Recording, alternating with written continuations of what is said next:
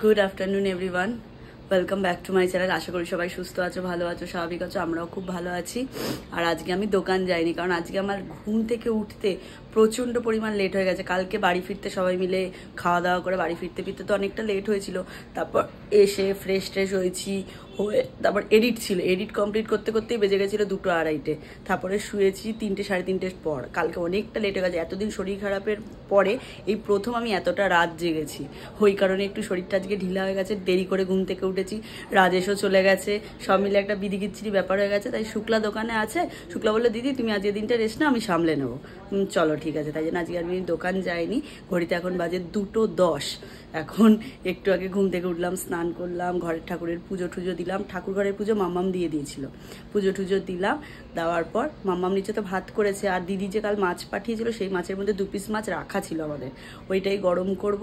আর একটু ডাল বসালাম, আর একটু আলু চোখা বানাবো। এই যে আমার মুসুর ডাল হলুদ ছাড়া রেডি, আর এই যে আলু সেদ্ধ রেডি। এবার পেঁয়াজ ভেজে এটা মাখবো। এই তেলের মধ্যে পেঁয়াজটা পড়লে যে কি একটা সুন্দর গন্ধ বেরোয়, অস্বাভাবিক লেভেলের সুন্দর। এই জাস্ট বাড়ি ফিরলাম। বাড়ি ফিরতে আজকে 4:30 হয়ে গেছে, আর লাঞ্চ হয়নি। সকালবেলা রিম্পাও আজকে ঘুমাচ্ছিল, যেন টিফিনও যায়নি। আমি ডিম টোস্ট খেয়েছিলাম। আর দোকানে আরেকটা ভাই এসে বলছে, দাদা দোকানে কি গরম, আমি একটু ভার্জিন মোহিতো বানাচ্ছি, তোমার জন্য দিয়েছি। আর গ্লাসে করে নিয়ে এসেছিল। আমি বললাম বোতলে ঢেলে দিয়ে যা, পরে খাবো। এইসব খেয়েছি। তারপর রসনা খেয়েছি 1 লিটার। মানে দোকানেই আজকে ধরো 8:30 থেকে বিকেল 4টের মধ্যে 4 থেকে 5 লিটার জল আমার খাওয়া হয়ে গেছে। আর আজকে এখন 38-40 ডিগ্রি টেম্পারেচার, গরমে আর পারা যাচ্ছে না। এখন আমি লাঞ্চটা সারবো, তারপর স্নান টান করবো, তারপর আবার একটু বেরোনোর আছে। কি কিছু না, ডাল আলু চোখা মাছের ঝোল। মাছটাও না হলে হতো, ডাল আলু চোখা হলেই হয়ে যেত। মাছটা দিদি আজ বানিয়েছে সর্ষে পোস্ত দিয়ে, বড়ি দিয়ে। সত্যি কথা বলতে গরম এতটাই পড়ে গেছে, সেরকম ভাবে দুপুরে কিছু খেতে ইচ্ছা করে না। রাত্রির বেলা আমার অনেক কিছু খেতে ইচ্ছা করে। কতদিন বিরিয়ানি খাইনি জানো। এখন 8:15 মতো বাজে, আর আজকে রাত্রির 12টা বাজলে বৌদির জন্মদিন। তাই জন্য রিনিদির কাছে কেক অর্ডার দেওয়া আছে, আর দমদমের দোকানেও একটু যেতে হবে। তাই জন্য এখন বেরোচ্ছি, একেবারে দমদমের দোকানে যাবো, রিনির থেকে কেক নিয়ে তারপর ফিরবো। তারপর তো রাতে কেক কাটা হবে। হাওয়া খেতে হবে না তো, না হাওয়া দিচ্ছে না যে খুব একটা। চলো না না, ওইখানে ঢোকালো গাড়ি। কোথায় যাচ্ছ?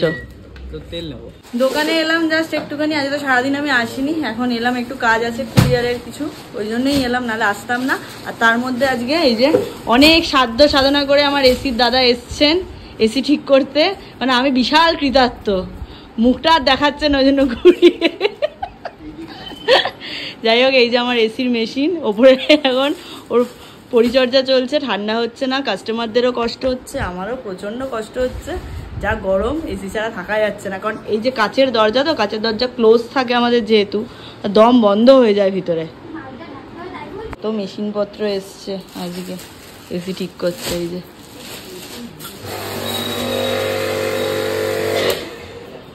কি, এটাতে জল বেরোচ্ছে? কাপ দিয়েছে ভিতরে দুটো। কি করছে কাপ দুটো দিয়ে? চা খাই তো আমরা। আমি ওই চা কাপে চাই খাবো না, নতুন কাপ আনবো আমি। ওটা দিয়ে তুমি ক্লিন করছো?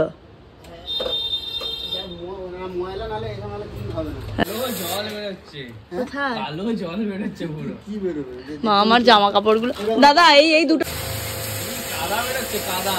হ্যাঁ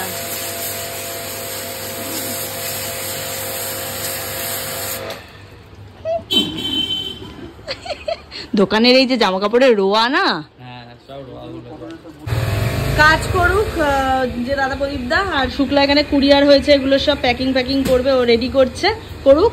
আমি ততক্ষণ রিনিদির থেকে কেকটা নিয়ে চলে আসি, কারণ রিনিদিরও একটু কাজকর্ম আছে, আমারও কাজ আছে। কুর্তিকে আবার দোকান যেতে হবে, ওই জন্য একবার যাই ফটাকছে কেকটা নিয়ে চলে আসি। দিদি আর রাত্রিবেলা 12টা বাজলে কেক কাটাতে হবে দিদি আগে, তাই তো?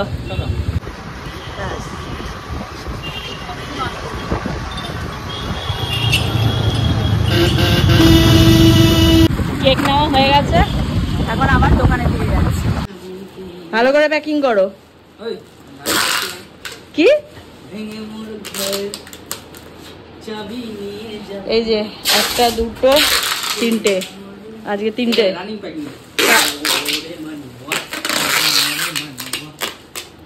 বাইক রানিং দেখাচ্ছি। যা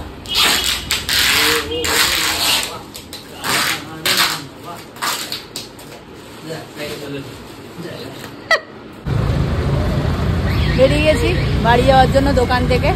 কুরিয়ারের প্যাকিং গুলো রাজেশ বলছি কুটি করে রাজেশ সারাদিন দেখা হয়নি আমার। হ্যাঁ আচ্ছা, আমার সাথেও দেখা হয়নি। হ্যাঁ দেখা হয়নি, তাই জন্য রাজেশের নামটা বেরিয়ে গেল। কাল দুপুরে রাতেও আমরা ছিলাম না, দেখা হয়নি। হ্যাঁ দেখা হয়নি, আজকে আমার সাথে আসিনি দোকানে, রাতে একবার ঠিক ঘুম আসতে আসবে আমার কাছে দোকানে না। তাড়াতাড়ি বাড়ি ফেরো দোকান থেকে, কারণ দিদি আর কেক কাটাতে হবে। হ্যাঁ নিশ্চয়ই, আগে তাড়াতাড়ি চলে। এই দেখো যে শাড়িটা মাকে দিয়েছিলাম পরিয়ে দিয়েছে, পয়লা বৈশাখের গিফট মাকে দিয়েছিলাম পরিয়ে দিয়েছে ওরা। কি ভালো লাগছে না, দেখেও শান্তি।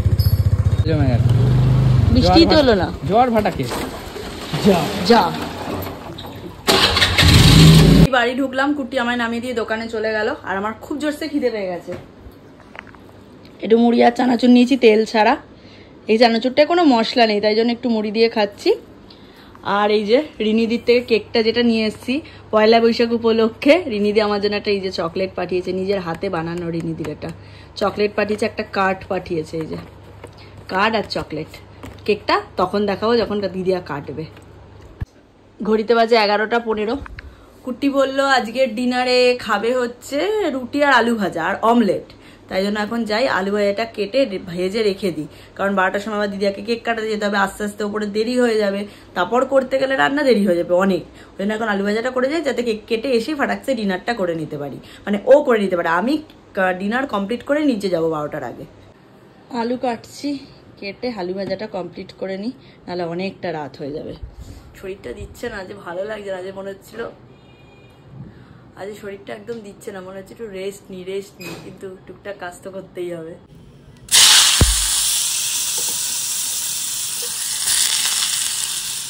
করে নি তাড়াতাড়ি করে আলু ভাজাটা। রান্না বান্না কমপ্লিট হয়ে গেছে, আলু ভাজা কমপ্লিট করে রেখে দিচ্ছি, রুটি ফুটি গুছিয়ে রেখে দিচ্ছি। আমার আর ডিনারটা হলো না, একবারে নিচ থেকে এসে ডিনার করবো। অলরেডি 11:51 হয়ে গেছে, আর 5-7 মিনিটের মধ্যে নিচে নামতে হবে। আর দিদিয়ার জন্য বার্থডে উপলক্ষে কি গিফট কিনেছি সেটা চলো তোমাদের দেখিয়ে দিই। এই যে ফ্লিপকার্ট থেকে এটা নিয়েছি, অ্যালেন সোলির কোম্পানির একটা ব্যাগ। এই যে অ্যালেন সোলি কোম্পানির একটা ব্যাগ নিয়েছি আমি। আমার বড় যা মানে দিয়াকেও আমি অ্যালেন সোলির একটা ব্যাগ দিয়েছিলাম বার্থডেতে, তাই দিদিয়াকেও একটা অ্যালেন সোলিরই ব্যাগ দিলাম বার্থডেতে, দুজনকেই সমান দিয়েছি। চলো এটা একবার খুলে তোমাদের দেখিয়ে দিই। এই যে অ্যালেন সোলির এই একটা ব্যাগ, ব্যাগটা কিন্তু খুব সুন্দর দেখতে। এই যে কেমন হয়েছে জানিও। এটার ভিতরে একটা স্লিং আছে, ওটা ভিতরে ঢোকানো আছে। কেমন লাগছে অবশ্যই জানিও। হ্যাঁ কুটিও এসে গেছে, ঘড়িতে বাজে 12টা। কুটি তাড়াতাড়ি চলো চলো চলো চলো চলো না আমি এখানে না কত 12টা বাজেনি এখনো। Happy birthday, happy birthday to you, happy birthday দিদিয়া, হ্যাপি বার্থডে টু ইউ।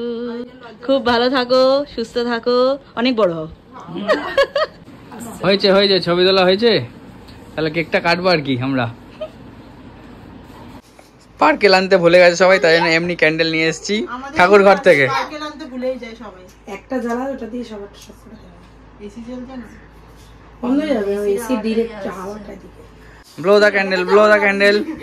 একটু দাঁড়া আমার লাইটটাই হেল না না, ওটা আমারও করেছে। দেখ একটু দাঁড়া মোমবাতি দেখতে গেলে আমি সরি না না আসো না না, তোমার এটা পাশে না ছবি, পাটা আমার কেটে নিও।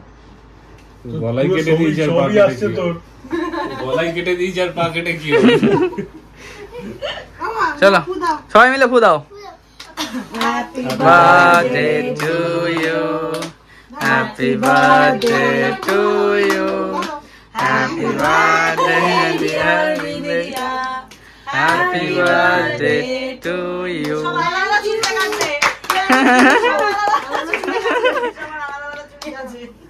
একটা একটা করে রাখো, ঠিক আছে? বিছানার চাদর একটু নষ্ট হলে অসুবিধা নেই, ঈদে ওরা পৌঁছাতে পারছে না।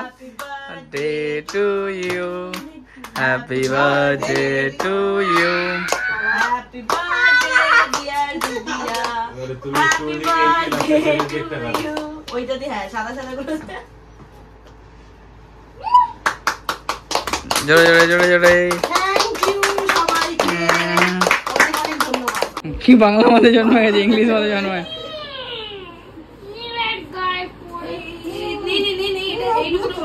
পুরো চকলেটটা আমাকে দিচ্ছে। এই রে মোটা হয়ে যাবে, মোটা হয়ে যাবে। কি করতেছে? আরে নিজে কাউকে না দিয়ে নিজে আর কেটে খেতে থাকছে, অবস্থা দেখো।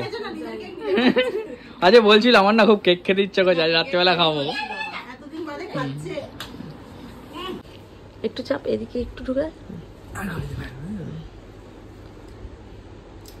নিচে তো সবাই ছিল, অনেকক্ষণ গল্প গুজব হলো, আড্ডা হলো। তারপর আমার কিছু কাজ ছিল সেগুলো সারলাম, আর এখন করবো ডিনার। রাত্রি এখন অনেক হয়ে গেছে। কালকে আমি সকালে দোকান যাবো না, কালকে অনেকদিন পরে 10টা অব্দি আবার ঘুমাবো। দাদাভাই যাবে? দাদাভাই যাবে, কারণ কালকে যেহেতু বৌদির জন্মদিন, দাদা সন্ধ্যাবেলা বৌদিকে নিয়ে বেরোতে পারে। সেই ক্ষেত্রে আমি বললাম যে তুই তাহলে আমি সন্ধ্যাবেলাটা থাকবো, তুই সন্ধ্যাবেলাটা বৌদিকে নিয়ে বেরোস, আর তাহলে তুই সকালটা করে দে, আমি দুপুরের দিকে চলে যাবো। আর এই রোটেশন করে হয়। রোটেশন এক রাশ ডিনার নিয়ে বসে পড়েছি। রুটি, আলু ভাজা, মিষ্টি, এইটাও আছে দু রকমের। আর দাদাভাই এটা এনেছিল, এইটা আর এইটা এনেছিল। এখন বার্থডে অনারে কেক কাটা হয়েছে, তখন খাওয়া দাওয়া। পরে একটা খাওয়া দাওয়া একটা হবে ছোট করে। একটা একটু ফাঁকা হোক সবাই। আর করতে করতে ভিনটেজ ধোনির ব্যাটিং দেখছিলাম। কালকে যখন আমরা বেরোচ্ছিলাম তখন উপরে এসেছিলাম আমি হচ্ছে পাঞ্জাবিটা, মানে পাঞ্জাবি পরতে, ড্রেস চেঞ্জ করে এমনি। সেই সময় ধোনির 4টে বল আমি ব্যাটিং দেখে তারপর গেছি, তারপর আমরা গেছি। এখন হাইলাইটসটা দেখছিলাম। মাহি হচ্ছে ইমোশন সবারই, মানে আর হয়তো কটা ম্যাচ দেখতে পাবো, আমার তো ভাবলেই এখন কেমন লাগে, কান্না পায়। কারণ সত্যি আমি মাহিকে যখন দেখি আমি কেঁদে ফেলি, এমন অবস্থা। আমি এতটাই ডাই হার্ট ফ্যান আর কি। আর দেখছি এখন কালকের খেলাটা দেখছিলাম, মুম্বাই আর চেন্নাই। আর খেলবে না মাহি? আর কি, লাস্ট 42 হয়ে গেছে না, তবু এজ জাস্ট এ নাম্বার। যা বড় বড় 6 মারছে, মুখের কথা এখনো। সেটাই বলছিলাম, সামনে ওয়ার্ল্ড কাপ আছে, একটা কিপারও দরকার। ধোনিকে রিটায়ারমেন্ট ভাঙিয়ে নিয়ে চলো ওয়ার্ল্ড কাপে। চলো তাহলে আজকের মতো ব্লগটাই অবধি রাখছি। যদি কিছু ভালো লাগে থাকে please like, comment, share and subscribe. আর যারা ফেসবুক পেজ থেকে দেখছো পারলে গিয়ে ফলো করো। আর ভেরিদাইট বেস্ট অফ সবাই গিয়ে পারলে ফলো করো। ভেরিদাইতে আমরা ছোটো ছোটো ভিডিও করে দিয়ে দিচ্ছি, যার ওখান থেকে পছন্দ হচ্ছে সবাই স্ক্রিনশট নিয়ে পাঠাচ্ছে, সেখান থেকেও আমরা শাড়ি সেল করছি আর কি। আর আজকেও একটা ছোটো ভিডিও দেওয়া হয়েছিল, সেখান থেকেও সব শাড়ি মোটামুটি বুকিং হয়ে গেছে। মানে ভালো লাগে তোমরা এতটা আমাদের সাপোর্ট করো। আর ওদিকে সবাই হ্যাপি বার্থডে লিখে কমেন্ট বক্স ভরিয়ে দিও। চলো টাটা, গুড নাইট।